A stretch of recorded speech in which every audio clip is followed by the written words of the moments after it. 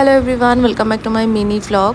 তো কালকে আমাদের একটা সাডেন প্ল্যান হয় যে আমরা বিকেলবেলা যাব ঐশ্বর্যদের বাড়িতে, আমি সৌরভদা আর সুস্মিতা মিলে।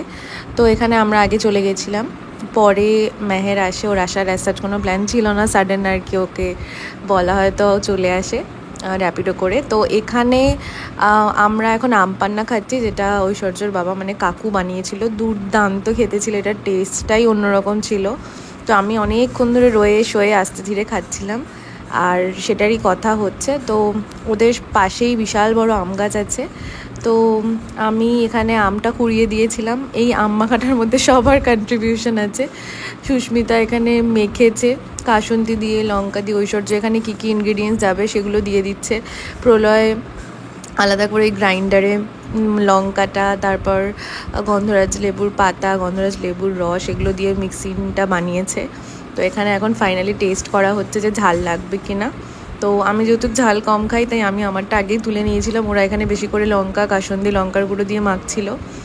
আমার এখন এই ভয়েস ওভারটা দিতে দিতেই জিভে জল চলে আসছে একরকম, সত্যি কথা বলতে এতটাই ভালো হয়েছিল খেতে। আর গরমে এরকম আম মাখা খেতে কারই না ভালো লাগে, আপনারাই বলুন। আর যখন এই বন্ধুরা এক জায়গায় হয়, গল্প করতে করতেই আম মাখা অন্যরকমই একটা অনুভূতি। তো এই ছোটো ছোটো মোমেন্টগুলো আমি ক্যাপচার করেছিলাম। আর এই যে এখানে প্রলয় মেহেরকে ভিডিও কল করে, সৌরভদাকে ভিডিও কল করে দেখাচ্ছিল, তাড়াতাড়ি আসার জন্য বলছিল যে তাড়াতাড়ি আসো, যাতে আমরা এক জায়গায় বসতে পারি গল্প আড্ডা, কারণ আমাদের খুব ফ্রিকোয়েন্টলি দেখা তো হয়ই না। আর ফাইনালি আমরা চলে এসেছি অ্যাশ এক্সক্লুসিভে, যেখানে ঐশ্বর্যর নিজের শোরুম, নিজের শাড়ির জায়গা, যেখানে প্রচুর ভ্যারাইটিস অফ শাড়ি রয়েছে। আর পয়লা বৈশাখ উপলক্ষে চলছিল সেল। তো সুস্মিতা এখানে অনেকগুলো শাড়ি নিয়েছে, আমি তো ওর বিয়ের পরপরই নিয়েছিলাম এখান থেকে শাড়ি, কিন্তু সেই ভিডিওগুলো আর ছাড়া হয়নি। যাই হোক, তো এখানে খুব সুন্দর সুন্দর শাড়ির কালেকশন রয়েছে, যেগুলো সুস্মিতার পিছনে লাগলাম আমি একটুখানি, ওকে রাগাচ্ছিলাম। বলে না কি বলে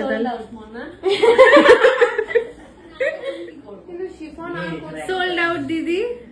শিফনের আরগুলো কোথায় গো? কোনটা নিচ্ছেন একটু ফাইনাল করুন। অনেকগুলো শাড়ি আপনি দেখে ফেলেছেন দিদি, এর থেকে বেশি আর দেখানো যাবে না আমাদের শোরুমে। আজকে বন্ধ। কি অবস্থায়, কালারটা দুর্দান্ত লাগছে ক্যামেরায়। জানতাম ফের এখনই তুই বুঝতে পারবি কি করলি এটা তুই। হ্যাঁ ঢুকিও না, ওটা পরে খুলে দেব। কি মা নতুন একটাকে ভেঙে ফেলেছে, দাঁড়া সৌরভ দিকে পাঠাচ্ছি। ই বাবা, তোর কি রে এত কুটকুটানি, এটা টানে সেটা টানে। लाइट जलता है क्या इसमें? तो ऐसे ऊपर ऊपर ही निकले। কেন বললাম দেখ কি করছে সব গিন্নি বিন্নিরা? বললো পপকর্ন খাবে, তাই পপকর্ন করলাম। একটা দুটো আছে বাটার পপকর্ন। জিনিসপত্র জানতে পারবি, শিখতে পারবি। রাত্রিবেলা অনেক কিছু ওরা আয়োজন করেছিল, অনেক কিছু খাবার আনা হয়েছিল। তো সেই সমস্ত খাবার আমাদের খাওয়ার পরে আমাদের মনে হয়েছে যে আমরা এবার ডিনার করতে একটু যাব।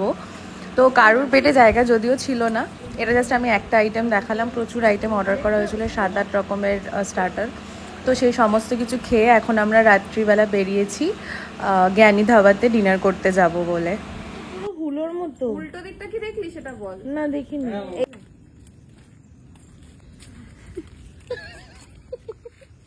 জিরা ওয়াটার নরমাল নিয়ে এসছি, আমি ওকে বললাম একটু জল নিয়ে ভালো।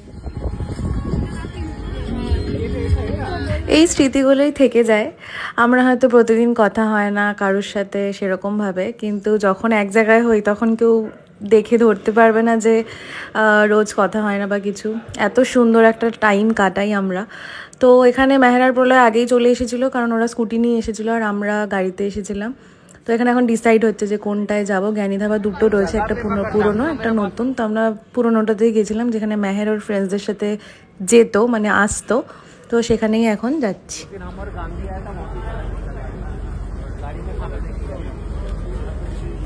हमार गांधी आया था उस दिन, वहाँ पे गाड़ी लगा था, गाड़ी में खाना देके गया था।